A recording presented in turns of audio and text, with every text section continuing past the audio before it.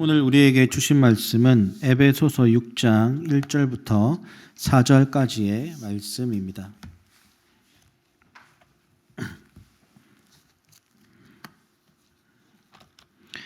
에베소서 6장 1절부터 4절까지 말씀을 우리 다 함께 우리 한 목소리로 읽도록 하겠습니다. 시작. 자녀들아, 주 안에서 너희 부모에게 순종하라. 이것이 옳으니라. 내 아버지와 어머니를 공경하라.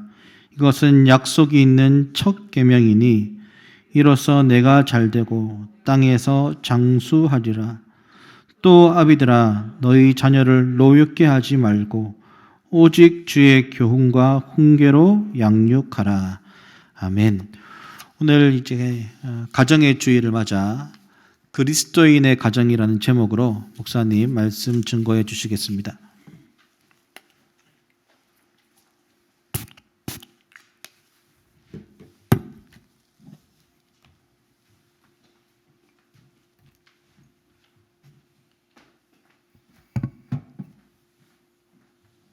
여러분 반갑습니다. 잘 오셨고 환영합니다.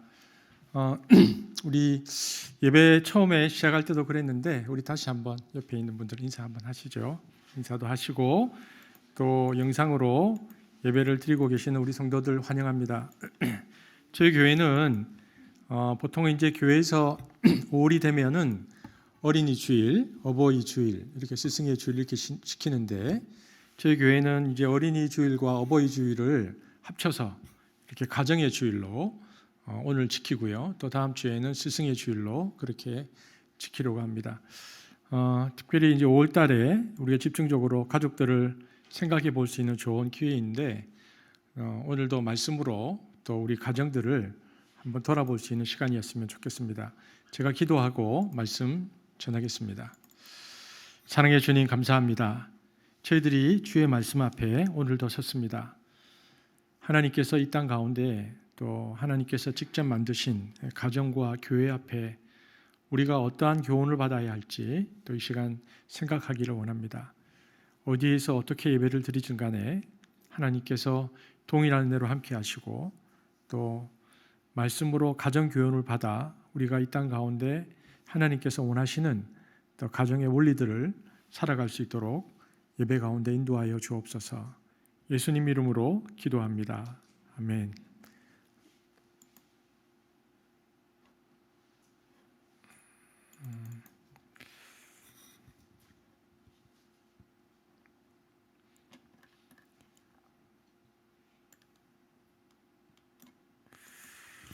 그 성경에서 십계명은 2번 등장합니다.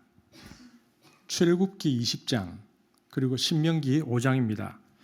여러분 그러면 출애굽기와 신명기 이렇게 2번 등장하면 왜 2번 등장할까요? 출애굽기에 등장할 때는 출애굽 1세대, 신명기에 등장할 때는 출애굽 2세대들에게 하나님께서 십계명을 각각 주셨죠. 그런데 이 출애굽기 20장과 신명기 5장에 등장하는 이 2번의 십계명은 약간의 차이가 있을 뿐 거의 내용은 똑같습니다. 그런데 우리가 십계명에서 가장 눈여겨보아야 할 대목이 어디냐면은 본격적으로 계명이 이러하다는 것을 언급하기 직전에 나오는 구절인 출애굽기 20장 2절입니다. 우리 한번 같이 읽어볼까요? 자, 화면에 나오죠? 한 목소리로 읽겠습니다. 시작. 나는 너를 애굽 땅 종되었던 집에서 인도하여 낸 내 하나님 여호와니라. 흔히 이 십계명의 서원이라고 불리는 이 구절은 하나님께서 이스라엘 백성들을 이미 애굽 땅에서 구원하셨고 그 후에 백성들에게 계명을 주셨다라고 말하고 있습니다. 여러분 이것은 신학적으로 아주 중요한 핵심입니다. 즉 하나님은 이스라엘 백성들을 구원할 목적으로 십계명을 주신 것이 아닙니다. 십계명을 주신 이유는 이미 구원받은 백성이 하나님 백성답게 살 수 있도록 인도해 주신 것입니다. 이처럼 율법의 핵심인 십계명은 구원의 조건도 또 인간의 자유를 올가매는 올가미도 아니라는 것입니다. 그러니까 율법은 하나님의 선물이요 은혜입니다. 율법을 지켜야 구원을 받는다가 아니라 이미 구원하신 하나님께서 이렇게 살아야 너희들의 삶이 더 축복되다라고 주신 것이죠. 그래서 하나님의 기적 같은 은혜로 홍해의 그 수장으로부터 구원받아서 하나님의 자녀가 된 사람들이 본격적으로 하나님의 사람으로 살아가도록 이끌어주는 사랑과 은혜의 표현이 십계명인 것입니다. 그래서 십계명은 그들로 하여금 지금까지 430년 동안 이집트에서 살면서 종된 사고와 그 습관을 버리고 가나안 땅에서 구원받은 백성으로서의 마땅히 행할 태도와 행실을 가르쳐 주시기 위해서 이제는 너희들이 이렇게 사는 것이다 라고 말씀하신 것이 십계명이라는 것입니다. 그래서 우리가 십계명에 대한 서헌을 먼저 기억할 필요가 있습니다. 이제 이 십계명을 예수님은 두 가지로 딱 정돈해 주셨습니다. 신약에 오셔서 뭐냐면 바로 십계명은 하나님 사랑과 이웃 사랑이다. 마태복음, 마가복음, 누가복음에서 예수님이 딱 정돈해 주셨죠. 십계명은 한마디로 하나님을 사랑하는 것과 이웃을 사랑하는 것이다. 그러니까 하나님의 은혜로 구원받은 백성이 해야 될 일이 무엇인가? 하나님을 사랑하고 이웃을 사랑하며 사는 것이다. 읽어보겠습니다. 마태복음 22장 37절에서 40절 함께 한 목소리를 읽겠습니다. 시작. 예수께서 이르시되 하나님을 사랑하라 하셨으니 이것이 크고 첫째 되는 계명이요 둘째도 그와 같으니 내 이웃을 내 자신같이 사랑하라 하셨으니 이 두 계명이 온 율법과 선지자의 강령이니라. 예수님 말씀처럼 1계명부터 4계명은 하나님을 사랑하기 위한 계명이고 5계명부터 10계명은 이웃을 사랑하기 위한 계명인데 이웃을 사랑하기 위한 첫 계명이 바로 부모를 공경하라는 것입니다. 그러니까 우리가 사랑해야 할 많은 사람들이 있는데 그 중에서 부모를 공경하는 것이 이웃을 사랑하는 가장 우선이다. 순서가 이것이 가장 우선이다. 이렇게 얘기하신 것이죠. 그렇다면 이웃 사랑을 위한 계명 중에서 왜 가장 먼저 부모를 공경하라고 말씀하셨을까? 첫 번째, 부모님은 자식들에게 생명의 창조자가 되시기 때문입니다. 이 세상에 어느 누구도 하늘에서 갑자기 뚝 떨어지거나 땅에서 솟아나서 존재하는 사람은 없습니다. 그러니까 부모들은 자식들에게 생명의 창조자가 됩니다. 여러분, 독일의 성경신학자 중에 침멀리라는 분이 계십니다. 이 침멀리라는 분이 이 5계명을 뭐라고 주석했냐면은 내 부모를 공경하라는 것을 자신의 근본을 잊지 말라는 계명이다. 이렇게 해석했습니다. 자신의 근본을 잊지 마라. 생명의 창조자인 하나님은 부모님을 통해서 우리를 이 땅에 창조하셨습니다. 따라서 부모님들은 하나님의 창조 사역의 동력자들입니다. 그래서 모든 생명의 근원인 창조주 여호와 하나님이 가장 중요한 존재이기에 하나님만을 섬기라는 계명이 첫 번째 계명에 위치한 것처럼 인간관계에서는 인간 생명의 창조자이신 부모님이 가장 중요하기 때문에 부모님을 공경하라는 계명이 윤리적 계명 가운데 첫 번째로 놓인 것입니다. 부모님은 우리 생명의 창조자이기 때문에 그렇죠. 두 번째, 부모 공경의 계명이 가장 먼저 나오는 두 번째 이유는요. 부모님은 그 당시에 사회적 약자였기 때문에 그렇습니다. 여기 보십시오. 내 부모를 공경하라 해서 이 공경이라는 말이 NIV 성경에 보면은 아너하라. 영어로. 그러니까 이 아너가 뭡니까? 어떻게 하는 것이 우리 아버지와 우리 어머니를 아너하는 것입니까? 아너라는 이 히브리어 단어가 영어로 번역되어 있지만 원래 히브리어 이 단어는 부모를 공경하다가 영어로 아너하다라고 되어 있고요. 이것이 원래는 히브리어 단어로는 카베드라는 단어입니다. 이 카베드라는 단어에서 아너가 왔고 공경이 왔는데 카베드는 사전적으로 어떤 뜻이냐면은 누구에게 무게를 두다, 누구를 중요한 분으로 대하다 이런 뜻입니다. 그러니까 부모를 공경하라는 말은 부모를 가볍게 여기지 말고 무겁게 대하라. 부모님을 중요한 분으로 대하라 이런 의미입니다. 그런데 고대 근동에서 히브리어 카베드는 부모님을 중요하게 대하는 것뿐만 아니라 한 가지 뜻이 더 있습니다. 카베드는 보다 구체적으로 자신의 부모님을 지속적으로 복양하라 이 뜻이 있습니다. 그러니까 두 가지 뜻이 있다는 것입니다. 하나는 마음으로 부모를 무겁게 대하라, 부모를 귀한 분으로 대하라는 뜻이 있고요. 또 하나는 실제적으로 그 부모님을 지속적으로 복양하라, 이게 카베드라는 뜻입니다. 즉 노인이 된 부모에게 매년 입을 옷과 먹을 음식을 제공하되 돌아가실 때까지 계속해서 그 후에 예를 갖추어 장례까지 지내는 일을 카베드라는 단어 안에 포함시켰습니다. 따라서 카베드는 정신적인 공경뿐만 아니라 물질적인 공경까지 포함합니다. 그렇다면 하나님은 왜 부모님을 마음과 물질로 섬기라고 명령하신 것일까? 왜냐하면 노인이 된 부모는 사회적으로 약자이기 때문에 그렇습니다. 여러분, 에스겔서 22장에서 에스겔은 이 피해 도성이 되어버린 예루살렘의 죄악을 지적하면서 예루살렘이 왜 이토록 피해 도성이 되었는가를 책망하는데 이렇게 말합니다. 에스겔서 22장 7절인데 함께 읽어보겠습니다. 시작.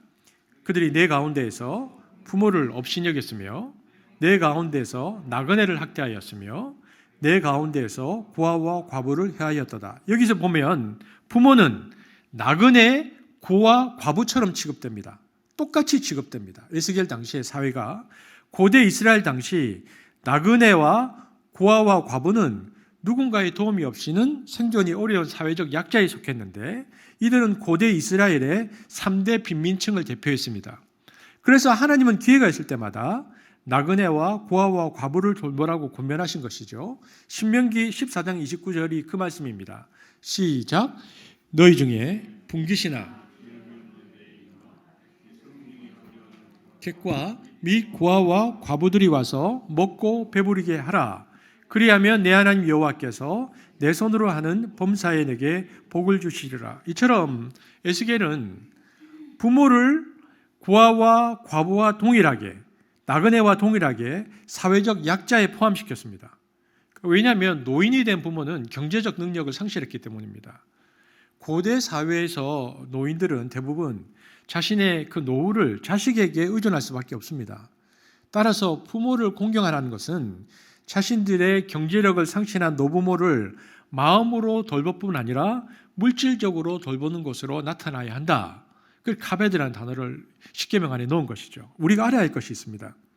이 5계명, 내 부모를 카베드하라. 그러니까 마음으로 존경하고 부모를 공양하라. 이 5계명을 실행해야 할 사람들은 부모님의 권위와 통지 아래에 있는 어린 자녀들이 아닙니다.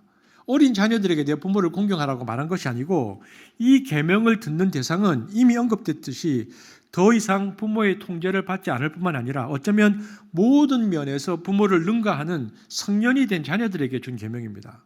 그러니까 5계명은 출애굽 1세대인 성년이 된 자녀들에게 하찮은 존재나 짐스러운 존재로 여겨지기 쉬운 노부모를 염두에 두고 한 계명이라는 것입니다. 그러니까 부모를 공경하라는 것이 우리가 생각하는 초등학생이나 어린아이를 두고 한 말씀이 아니라 출애굽 1세대의 그 어른들을 향해서 노인이 된 너희들의 부모들을 공경하라라고 주신 말씀이 5계명이라는 것이죠. 노인이 된 부모는 장성한 자녀들을 통제할 수 없습니다. 뭐 중고등학생만 되어도 부모 말을 안 듣는데 어른이 된 자녀를 어떻게 부모가 통제할 수 있습니까? 그분들은 자식들보다 더 약하고 가난한 가족 구성원으로 전락한 노인들입니다. 따라서 사회적 약자로 전락한 부모는 가족의 울타리를 벗어나면은 생존 자체가 이 당시에 위협을 받았습니다. 고대 이스라엘 사회에서 가정 외에는 이들을 위한 그 어떤 노후 대책도 마련되어 있지 않기 때문이었습니다. 이렇듯 이미 사회적 약자로 내몰린 노부모의 생명은 이제 장성한 자녀의 손에 달려 있었습니다. 그러므로 자녀들이 자신의 부모님을 향하여 공경의 의무를 등한시하거나 무시하면 이는 자신의 생명의 근원을 죽음으로 내모는 죄가 되기 때문입니다. 그래서 내 부모를 공경하라. 그 부모는 너의 생명의 창조자가 될 뿐만 아니라 네가 공경하지 않으면 그분 생명을 유지할 수 없는 약자이기 때문에 부모를 공경하라 라고 계명을 둔 것이죠. 세 번째는 이것이 공동체의 본질과 관련이 있습니다. 여러분, 우리는 안식일 계명이 4계명이거든요. 1, 2, 3, 4계명, 4계명에 안식일을 거룩하게 지키라. 그리고 5계명에 부모를 공경하라. 그러니까 이 5계명은 안식일 계명과 붙어 있습니다. 이것은 안식일과 관련이 있습니다. 연로한 부모가 안식에 들어간 나이, 곧 더 이상 생산적인 활동을 하지 못할 때에도 그들이 젊었을 때와 마찬가지로 존경하라. 노인들은 인생의 안식년을 맞이하고 계시는 분들입니다. 일주일에 6일은 일하고 제7일에는 모든 일을 중단하고 휴식하는 것처럼 노년의 시기는 인생의 안식년이라고 할 수 있습니다. 누구나 맞이하게 될 인생의 안식년은 그 사람의 생명의 분깃인 자녀들이 책임져야 할 몫이라는 것입니다. 그래서 우리가 룻기서에 잘 나오고 있는데요. 이 제도가 있습니다. 이것을 고엘 제도라고 했습니다. 이스라엘에게 그래서 그 가족의 구성원들이 부모를 책임지는 고엘이라는 제도가 있었죠. 이것은 고대 근동 히브리 사회에서 발견할 수 있는 아주 독특한 제도로 친척이라든지 혈연 공동체를 중심으로 사회생활이 이루어지는 때에 공동체의 구성원들이 서로의 생명과 재산과 가문을 보호하기 위한 일종의 상보제도였습니다. 그래서 만약에 부모님이 계신데 그 자녀가 사고가 나서 전쟁에 나가서 죽거나 없다, 약자가 된다, 그러면 가장 가까운 친척이 책임져야 했습니다. 이것을 고엘 제도라고 했는데요.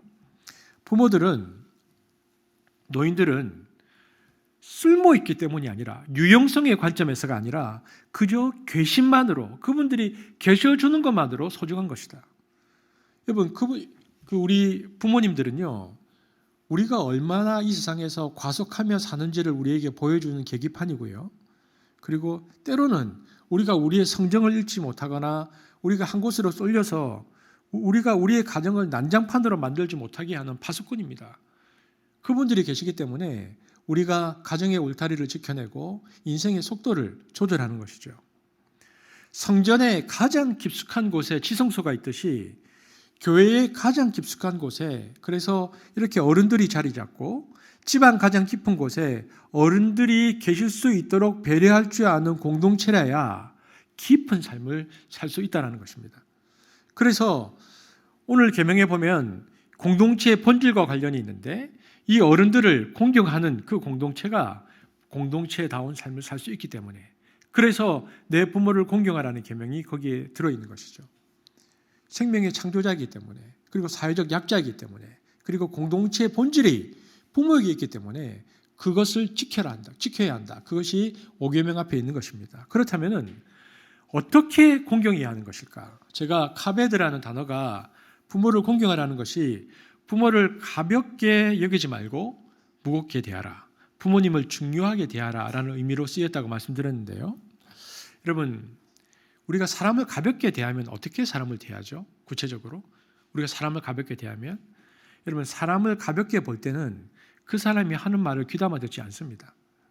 뭐라고 얘기해도 그냥 지나가 버립니다. 가볍게 대하는 거죠. 일을 고려할 때도 우선순위에서 빼버립니다. 가볍게 대하는 것입니다. 그러나 무겁게, 중하게 여길 때는 그렇게 할 수 없죠. 그러니까 그분들이 하시는 말씀에 귀를 기울이고 자리에 모실 때도 소중히 모신다.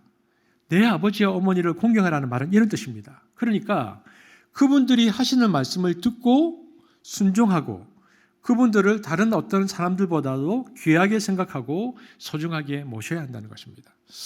자, 그런 관점에서 우리가 한번 우리를 잠깐 생각해 보면, 우리는 어떤 결정이나 또 우리의 어떤 생각들을 나눌 때 부모님들이 우리에게 하시는 말씀에 귀를 기울이는지 아니면 그냥 패스하고 지나가 버리는지. 그런데 카베드 하는 구체적인 것은 부모님들의 이야기에 귀를 기울이고 그분의 말씀을 중하게 여기는 것이다. 첫 번째. 두 번째는 카베드는 부모님을 중요하게 여길 뿐만 아니라 보다 구체적으로는 자신이 부모님을 지속적으로 봉양한다는 것을 의미하는 것입니다. 그러므로 성도들이 하나님께 공경과 감사의 표시로 물질의 11조를 드리듯이 자기의 형편에 따라서 부모님을 물질로 섬기는 일은 참으로 귀한 일입니다. 이것이야말로 제5계명을 제대로 실천하는 것인데, 오늘 그렇게 한번 해보시든지 또 찾아가 보시든지 또 그런 시간이 되었으면 좋겠습니다. 여러분, 그런데 이 10계명을 자세히 들여다보면은 하나님과의 관계를 다루는 계명들 가운데 오직 한번 보십시오. 출애굽기 20장 6절 한번 읽어보겠습니다. 시작.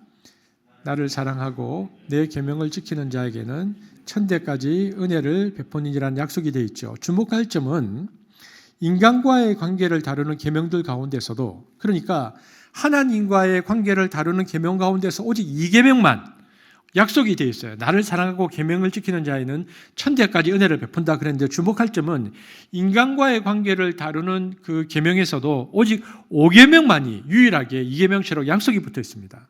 하나님께서는 그만큼 이 5계명을 중요시 여긴다는 것인데요. 출애굽기 20장 12절 보겠습니다. 어떤 약속이 붙어 있는지 시작. 내 부모를 공경하라. 그리하면 내 하나님 여호와가 내게 준 땅에서 내 생명이 길리라. 여러분, 내 생명이 길리라는 약속은 수명의 길이를 보장할 뿐만 아니라 이 세상에서 행복한 삶을 누린다라는 의미가 포함되어 있습니다. 네 삶의 의미가 살아가는 삶의 숫자가 수명이 길어질 뿐만 아니라 네 삶의 질이 풍성하고 행복해질 것이다. 그러므로 부모님을 잘 섬기는 사람의 인생은 반드시 책임지시겠다는 하나님의 약속이 제5계명에 담겨 있습니다. 이것이 유대인들이 이해했었던 10계명 중에 5번째 계명입니다. 그런데 이건 유대인들의 생각이었거든요. 근데 이제 신약시대에 와서 예수님을 믿는 크리스찬들이 생겼잖아요. 그리고 크리스찬들 가운데 사도 바울이 예수님을 믿는 크리스찬들 가운데 첫 번째 신학자라도 할 수 있는데, 사도 바울이 이 5계명을, 유대인들이 지켰던 이 5계명을 그대로 가져와서 오늘 본문 에베소서에서 인용합니다. 한번 같이 읽어보겠습니다. 오늘 본문이었는데요. 시작. 내 아버지와, 다시 한번 화면을 보시는 분들도 다 같이 한번 읽어보겠습니다. 시작. 내 아버지와 어머니를 공경하라. 이것이 약속이 있는 첫 계명이니. 여러분, 초대교회 그리스도인들은 유대인들이 거룩한 말씀으로 생각한 구약 성서를 거의 그대로 받아들였습니다. 왜냐하면 그 당시에는 신약 성경이 없었잖아요. 이에 따라서 바울은 율법의 요약이라고 할 수 있는 이 10계명의 5째 계명을 좀 그대로 인용하고 있습니다. 유대인들이 지켰었던 이 5계명을 그대로 가져왔죠. 그런데 바울은 부모를 공경하라는 이 유대교적인 전통을 그대로 받아들이면서도 그것에 머무르지 않고요, 기독교적, 그리스도교적인 해석을 그 안에 덧붙입니다. 그것이 에베소서 6장 1절입니다. 한번 읽어보겠습니다. 사도 바울이 어떻게 해석했는지 시작. 자녀들아, 주 안에서 너희 부모에게 순종하라.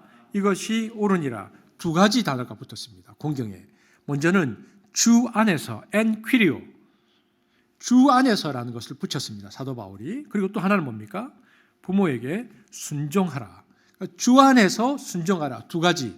주 안에서와 순종이 붙었다는 것입니다. 에베소 기자에 따르면 유대교적 부모 공경은 2가지 특징을 지닌다는 것입니다. 첫 번째는 주 안에서, 두 번째는 순종이라는 특징이 있다. 바울이 이렇게 얘기하고 있습니다. 그러니까 출애굽기 20장 2절에 나오는 부모를 공경하라는 말씀이 주 안에서 순종하는 것으로 재해석되었습니다. 즉 부모에 대한 공경은 순종을 의미한다. 여러분, 바울에게 있어서 이 순종이라는 개념은 단지 부모와 자녀의 관계에만 해당되는 것이 아니었습니다. 우리가 오늘 지금 에베소서 6장을 읽고 있지만 그 앞부분 에베소서 5장 후반절부터 6장까지는 당시 그리스도인의 그 가정 교훈을 담고 있는데요. 부모 자식 간의 관계뿐만 아니라 그 앞부분에 보면, 에베소서 5장에 보면 부부 사이의 관계나 혹은 주인과 종의 관계에서도 가장 기본적인 것이 뭐냐 하면 순종이었다는 것입니다. 부모 자식 간에도 순종이 중요하고, 부부 간에도 순종이 중요하고, 종과 노예의 관계에서도 순종이 중요하다. 그러므로 아내는 남편에게 순종해야 하고 종들은 주인에게 순종해야 한다고 보았습니다. 사도 바울은 가정을 구성하는 모든 인간관계의 초석은, 가장 밑바닥은 순종이다. 사도 바울이 그렇게 생각한 거죠.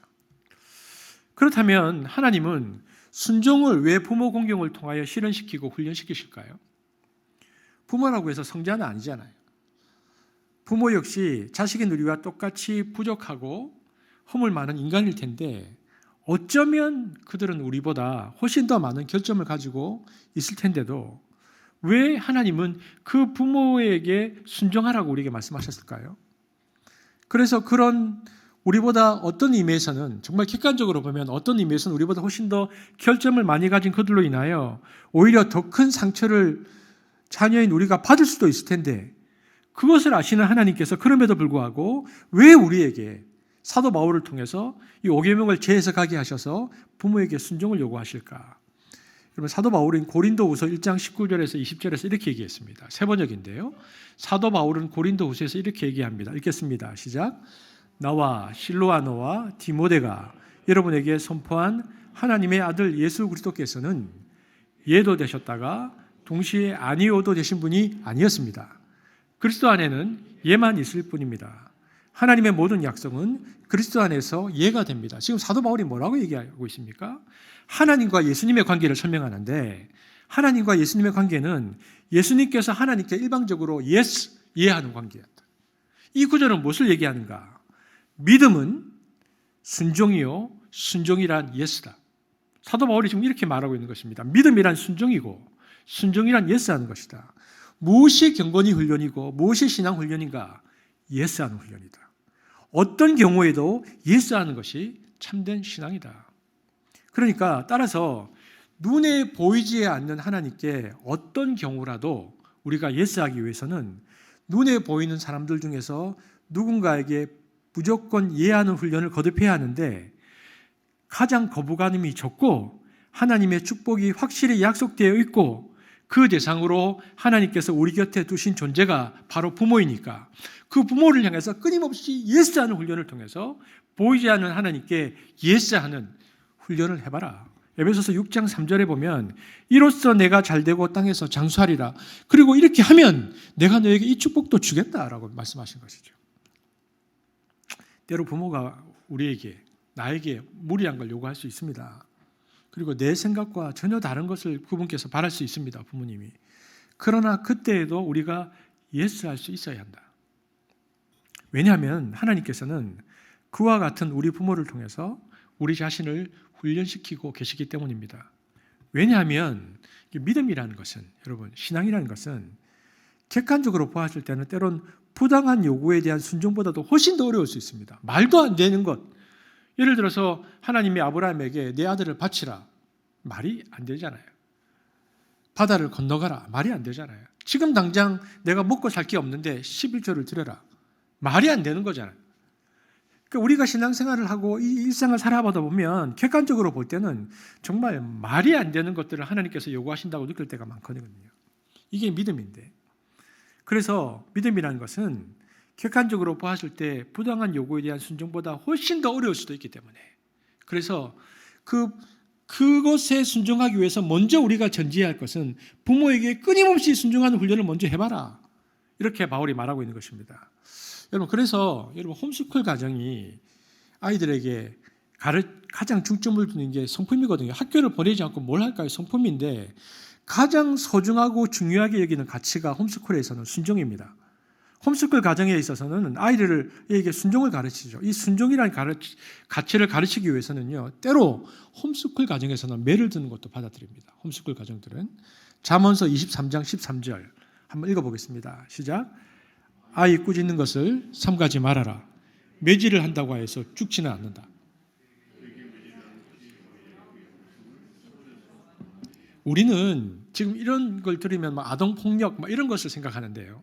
그것이 아니라 성경이 우리에게 주는 것은 아이들에게 순종을 가르치라는 것입니다. 잠언서 13장 24절 시작. 매를 아끼는 것은 자식을 사랑하지 않는 것이다. 자식을 사랑하는 사람은 훈계를 게을리지 않는다. 그러니까 아이들에게 사랑의 매를 들고서라도 순종의 가치를 가르쳐야 한다. 왜냐하면 타락한 인간의 본성은 절대로 순종을 모르기 때문이죠. 가르치지 않아도요. 아이가 태어나서 3살, 4살 되면 싫어. 안 해. 그것은 타락한 인간의 본성입니다. 그래서 점점 크다 보면 모든 것을 노하죠. 따라서 가정에서 부모를 통해 끊임없이 훈련되어야 할 성품은 뭐냐? 순종이라는 것입니다. 자, 그렇다면은 우리는 부모에게 과연 순종하고 있는가? 그리고 나와 부모와의 관계는 어떠한가? 그런데 이 관계는 뒤로 하고 내가 모르겠다. 그리고 나의 신앙의 성장만을 위해서 기도한다면 그것이 바른 신앙일까? 여러분, 부모님과의 관계는 편치 않은데 내가 그냥 그걸 덮어두고 간다. 제가 압니다. 제가 이렇게 얘기를 해도 제가 너무 잘 알고 있습니다. 목사님 왜 저런 말씀을 하시나? 여러분 제가 잘 압니다. 순종하기 어려운 부모가 있다는 걸 압니다. 내가 정말 그 가정에서 안 태어났으면 좋았겠다고 생각하고 싶은 가정들이 너무 많습니다. 용납할 수 없을 정도로 망가진 부모를 가진 분들이 있습니다. 가슴 아픈 일입니다. 제가 몰라서 이 얘기를 드린 것이 아닙니다. 그러나 부정하고 싶어도 어떠하겠습니까? 하나님께서 그분을 통해서 우리를 이 세상에 보내신 것을. 제가 몰라서 드리는 말씀이 아닙니다. 하지만 그런 부당한 부모가 우리에게 행했던 것보다 더 엄청난 일들을 사람들이 그리스도에게 가했을 때 주 예수가 하나님을 원망하지 않고 묵묵히 그 길을 끝까지 순종했다. 사도 바울이 주목한 부분은 그것이었습니다. 부당한 부모가 자녀들에게 함부로 대했던 그 어려움보다 사실은 사람들이 그리스도에게 그 엄청난 말도 안 되는 것을 가했지만 그러나 거기서 노하지 않고 그리스도가 하나님께 예스했다. 사도 바울이 지금 그것을 얘기하고 있는 것이죠. 결국 부모에게 순종은 그 자체로서의 의미도 있지만 엔퀴리오, 주 안에서라는 표현이 강조하는 바와 같이 부모 공경의 궁극적인 목표는 주를 따르기 위해서다. 그래서 자녀들은 주를 따르듯이 부모에게 순종하라고 사도 바울이 말하고 있는 것이죠. 우리가 주님을 따르기 위해서 끊임없이 부모에게 순종하는 훈련을 해야 한다. 자식에게 부모란 눈에 보이지 않는 하나님의 눈에 보이는 이 땅의 대리자이기 때문에 그렇습니다. 따라서 눈에 보이는 부모에게 이해하지 않는 사람이 눈에 보이지 않는 하나님에게 이해할 수 있다. 어렵다는 것입니다. 그렇기 때문에 에베소 기자는 여기서 끝내지 않죠. 우리가 에베소서 6장 1절에서 4절 읽었잖아요. 그래서 부모들에게 그 단단한 책임을 묻습니다. 에베소 기자는. 그의 가르침은 부모들에게 그래서 자녀가 부모에게 순종을 해야 하기 때문에 그것만큼 바울이 부모에게 두 가지를 요구했는데 하나는 소극적인 것과 하나는 적극적인 것입니다. 소극적인 것은 무엇이냐? 에베소서 6장 4절인데 자녀의 마음에 상처를 입히지 말라. 이게 부모가 해야 되는 첫 번째라는 것입니다. 읽어보겠습니다. 시작. 또 아비들아 너희 자녀를 노엽게 하지 말라. 여러분 개역성서는 자녀를 노엽게 하지 말라고 번역했고요. 에베소 기자는 부모들이 범하기 쉬운 실수가 무엇인지 저는 정확하게 파악했다고 봅니다. 자녀들이 어렸을 때 부모 앞에서는 거의 무방비 상태이기 때문에 부모에 의해서 좋은 영향도 받을 수 있지만 경우에 따라서는 심리적으로 엄청나게 큰 타격을 받을 수 있거든요. 부모에 의한 상처는 일반적으로 말이나 그런 신체적인 폭력에 의해서도 일어나지만 어떤 점에서는 부모의 지나친 집착에 의해서 일어날 때가 많습니다. 부모들이 자신의 어떤 꿈, 좌절된 어떤 것들을 자녀에게 투영하는 경우가 많죠. 여러분 한번 생각해 보십시오. 우리는 지금 우리의 자녀에게 무엇을 집착하는가? 사실 잘 아시지 않습니까? 부모들이 자녀에게 상처를 주지 않고 키우는 것은 거의 불가능합니다. 왜냐하면 정확하게 얘기하면 부모들은 우리들이 자녀를 어떻게 키워야 할지 모르기 때문이죠. 이 말은 자녀들에게 어떤 문제가 생겼을 때 우리가 어떤 기준으로 이 아이에게 대하는 것이 최선인지 우리에게 판단 능력이 부족하다는 뜻입니다. 그러니까 어떤 문제가 생겼어요, 우리 아이에게. 그러면 이때 우리가 모른 척하고 지나가야 되는 건지 이 상황에 이걸 말로 잘 타일려야 되는 건지 또는 눈물이 나도록 따끔하게 이게 훈계해야 하는 것인지 또는 매를 들어야 하는지 여러분 근데 누가 이걸 확실하게 판단할 수 있겠습니까? 그 상황에서. 그러므로 오늘 에베소 기자가 충고하듯이 우리가 할 수 있는 일이 있는데 우리는 자녀들의 마음에 상처를 입히지 않겠다는 자세가 1차적으로 필요하다. 어떤 것을 선택할지는 분명히 모르지만 부모인 우리가 해야 될 첫 번째 것은 자녀의 마음에 상처를 입히지 않도록 우리가 결심하는 것이다. 그런데 성경은 이런 소극적인 것만으로는 부모로서의 할 일을 다 한 것이 아니라고 말합니다. 이것은 소극적인 것이고 이제는 성경 기자가 적극적인 부분을 언급하는데 에베소서 6장 4절 함께 읽겠습니다. 시작. 또 아비들아 너희 자녀를 노엽게 하지 말고. 여러분 중요한 구절이죠. 화면을 보시는 분들도 다 같이 한번 다시 보겠습니다. 이것을 우리가 암송할 수 있으면 부모인 우리가 암송할 수 있으면 좋긴 한데 읽겠습니다. 시작. 또 아비들아 너희 자녀를 노엽게 하지 말고 오직 주의 교훈과 훈계로 양육하라. 공동 번역은 캐톨릭과 개신교가 함께 번역했었던 공동 번역은 이것을 어떻게 번역했냐면 주님의 정신으로 교육하고 훈계하며 잘 가르치십시오. 이렇게 번역했고요. 마틴 루터가 번역한 마틴 루터 성경은 주님을 향한 교훈과 훈계로 키우라. 이렇게 번역했습니다. 여러분, 헬라어 원문에 가장 가까운 번역은 우리가 지금 읽고 있는 개역 개정판인데, 부모들은 자녀들을 주의 교훈, 지금 뜨는지 모르겠어요. 주의 교훈, 이게 파이데이아라고 되어 있고요. 하나 또 주의 훈계, 누테시아라고 되어 있는데, 부모들은 자녀들을 주의 파이데이아와 누테시아로 키우라. 그러면 파이데이아가 어떤 뜻인가? 영어로 지금 제가 멀어서 잘 보이지 않는데 지금 쓰고 있겠죠. 보면 훈련이라는 뜻입니다. 파이데이아는 훈련시켜라. 그리고 두 번째 누테시아는 지시하라, 경고하라는 뜻입니다. 이것이 정확한 원문의 뜻입니다.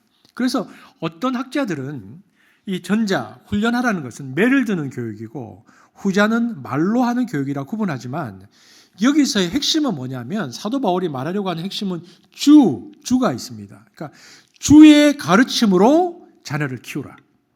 이것이 부모가 자녀들에게 대해야 할 적극적인 태도다. 그러니까 소극적인 것은 어떻게 해야 되는 것은 모르겠지만 상처를 입히지 않아야 한다. 두 번째, 부모가 해야 할 적극적인 것은 주의 가르침으로 키워야 한다. 바울이 이렇게 말하는 것이죠. 저는 이 에베소 기자인 사도 바울이 인간 한계를 분명히 봤다고, 인간 한계를 정확하게 진단했다고 저는 생각합니다. 부모인 우리가 할 수 있는 일은 자녀들의 마음에 상처를 입히지 않는 것이죠. 앞에서 언급했듯이 우리는 자녀들에게 무엇이 최선인지 판단할 능력이 없기 때문입니다.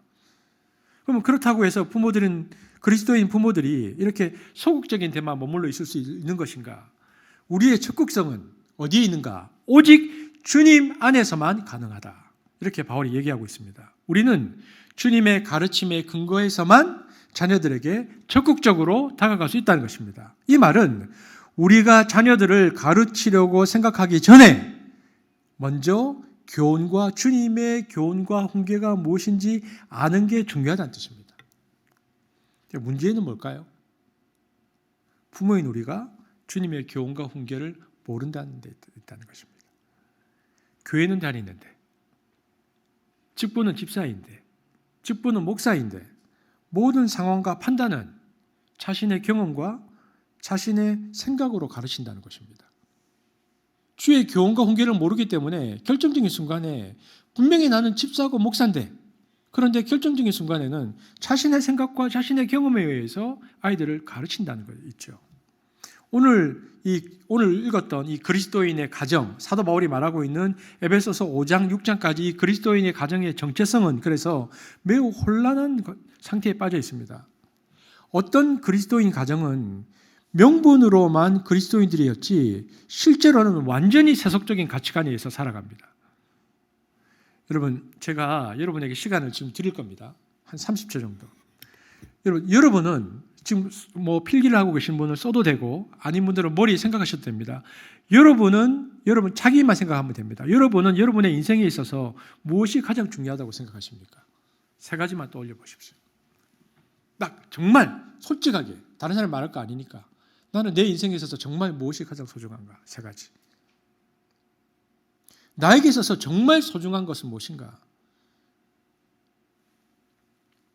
그러면 두 번째 질문 해볼까요? 나는 왜 이것을 소중하다고 생각할까?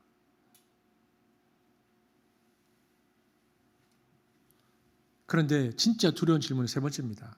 정말 두려운 질문은 지금까지 나와 함께 살아온 우리 자녀들이 나와 함께 살면서 이 아이들은 무엇을 가장 소중한 가치라고 생각하고 있을까? 지금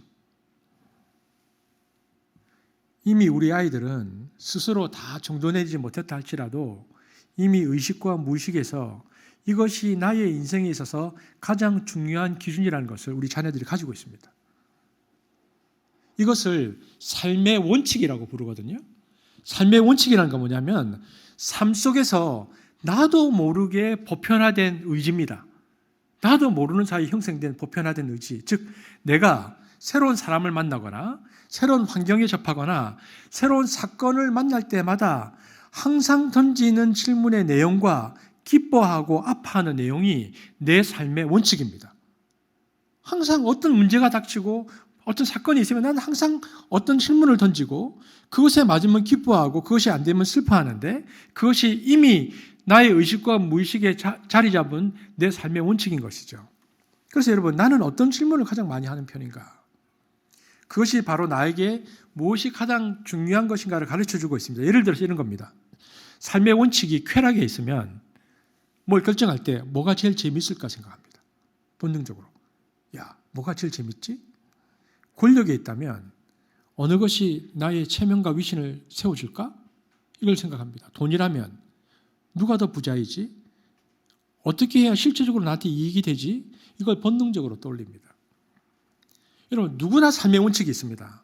우리는 무엇을 결정할 때마다 내가 뭘 해야 하지? 어떤 것을 해야 할지 고민합니다. 결국 나의 삶의 원칙은 내 삶의 방향을 결정짓고 내가 어떻게 살아야 할까를 제시하는데요.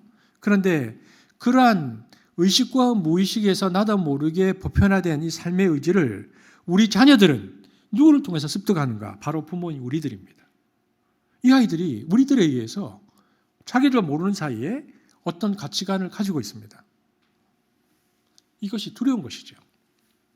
그래서 제가 우리 부모님들에게 또 여기 계신 우리 자녀를 키우고 있는 저를 포함해서 부모들에게 도전하고 싶은 것이 있습니다. 자녀들이 살아가다 보면 우리 자녀들도 자신의 인생의 위기들이 올 거잖아요. 그런데 자녀들이 자신의 인생의 위기 앞에서 여러 가지의 가치관 때문에 갈등하지 않도록 삶의 철저한 원칙을 지니고 부모가 살아야 됩니다. 그래야 자녀들이 갈등하지 않습니다. 여러분, 마태복음에 보면 예수님이 제자들에게 제일 많이 한 말씀이 뭐냐면 아직도 이해하지 못하였느냐. 17번 나옵니다. 예수님이 아직도 이해하지 못했느냐. 우리는 이 말을 아직도 알지 못했느냐로 해석할 수 있습니다. 여러분, 부모인 우리가 하나님 앞에서 어떻게 사는 것이 바른 삶인가 하는 것에 대한 질문을 포기하면, 다시 말씀드립니다. 부모인 우리가 하나님 앞에서 어떻게 사는 것이 내가 바른 삶인가를 그 질문을 포기하면 귀찮다고, 때로는 피곤하다고 세상의 가치를 그냥 따라가는 순간 우리 아이들은 길을 잃고 방황하게 될 것입니다. 생각해 보십시오. 신부는 하늘의 자녀인데 삶은 이 세상의 가치관으로 살아간다면 이보다 더 혼란스러운 일이 어디 있습니까? 그리고 어떤 분들은 이렇게 생각할 수 있습니다. 내가 그 말씀대로 살려고 하지만 지금까지 우리 가정을 보면 이미 우리 가정은 무너졌고 우리 가정은 이제 일어날 힘이 없다. 가치관도 이미 혼란스럽고 상처를 너무 많이 받았기 때문에 힘이 없다. 그렇지 않습니다. 지금까지 무너졌고 무너져 있는 가정이라 할지라도 여러분, 우리 가정이 회복될 것이라는 꿈을 포기하면 안 됩니다. 여러분, 가정의 회복은 너무나 중요합니다. 회복은 가능하고 무엇보다 여러분, 여기 계신 아버지들에게 도전하는데 아버지의 특권을 사용하십시오. 그 특복은 뭐냐? 그 특권, 아버지만 가지고 있는 특권이 있습니다. 그것은 축복권입니다. 아버지는 가정의 제사장입니다. 그래서 기도하면서 가정을 지켜야 합니다. 죽을 힘을 다해서 기도하면서 가정을 지켜내야 합니다. 여러분, 누가복음 15장에 나오는 아버지를 한번 생각해 보기를 원하는데요. 우리가 잘 아는 탕자의 비유죠. 저는 이 대목을 볼 때마다 감탄합니다. 왜냐하면 세상 경험이 전혀 없는 자식이 많은 돈을 가지고 집을 나가면 이 아이가 어떻게 될 것인지를 뻔히 보이는데도 아버지는 아들이 집을 나가는 것을 허용합니다. 대단한 아버지입니다. 저는 그걸 못합니다. 우리 아이들이 그냥 어디를 잠깐 갔다 온다 그래도 그냥 못 보내는데 가면 망할 게 분명한데 아버지가 보냅니다. 그리고 이 아버지는 집 나가는 자식에게 다시는 돌아오지 마라. 이제 나가면 부자가 인연을 끊는다. 이 나쁜 자식 욕하지도 않았습니다. 아버지는 한 가지만 했습니다. 다만 기다립니다. 방황의 시간이 끝나면 돌아올 그 아들을 문을 열고 마음을 열어놓고 아버지는 계속해서 기다리는데 성경은 뭐라고 말하고 있느냐? 탕자는 집에 가면 반드시 아버지가 있다. 집에 가면 아버지가 반드시 계신다는 것을 알았다는 것입니다. 그리고 그 탕자는 돌아가야 할 집이 있었다는 것도 확신하고 있었다. 성경이 말합니다. 중요한 것은 아버지나 어머니가 언제나 그 자리에 계실 것이라는 확신을 자식들이 가질 수 있어야 합니다. 내가 지금 비록 방황하고 내 마음대로 산다 할지라도 나중에 정신 차려봤을 때 그러나 우리 부모님들은 그 자리에 계실 것이다. 그래서 우리는 과연 자녀들에게 언제나 돌아와서 안길 만한 든든한 집이 되고 있는가? 자녀들을 위해서 늘 하나님 앞에 엎드리는 부모의 모습을 본 사람은 때로는 빗나가도 돌아오도록 되어 있습니다. 여러분, 과외 공부시키고 학원 보내는 것이 교육이 아니고 하나님을 경외하는 모습을 자녀들이 자연스럽게 보고 자랄 수 있도록 하는 것이 참된 교육입니다. 웬만한 일에는 흔들리지 않는 내면의 중심을 간직한 부모가 되어야 합니다. 하나님 앞에서 분명한 원칙과 기준을 가지고 살아가는 부모가 되어야 합니다. 그래서 자식들이 세상에서 살다가 힘들면 돌아와서 언제든 안길 수 있는 부모가 되어야 합니다. 세상에서 참 쉽고도 어려운 것이 부모 자식 간의 문제인데요. 관계인데, 하지만 그 관계 속에서 우리는 하나님의 사랑을 배웁니다. 그러니까 아름다운 관계를 만들기 위해서는 우리 속에 사도 바울이 말한 것처럼 주님을 모셔야 합니다. 그리고 주님의 사랑으로 부모를 공경하고 존경하고 주님의 사랑으로 자식을 존중할 때 하나님은 영광을 받으십니다. 아무쪼록 우리 교회 모든 가정들이 부모에 대한 존경과 자식에 대한 존중이 잘 맞물려져서 작은 천국의 모델이 되어지기를 주의 이름으로 축복합니다. 기도하겠습니다. 사랑의 하나님, 감사합니다. 오늘 가정의 주일을 맞이하여서 우리가 지금부터 2000년 전 사도 바울이 그리스도인 가정에 주었었던 그 가정의 교훈을 우리가 받아보았습니다. 하나님, 그렇습니다.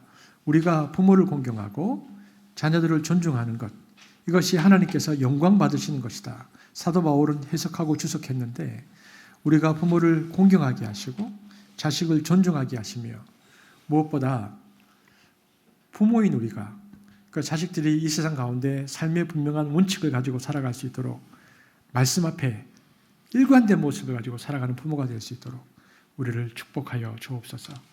감사를 드리며 예수님 이름으로 기도합니다. 아멘.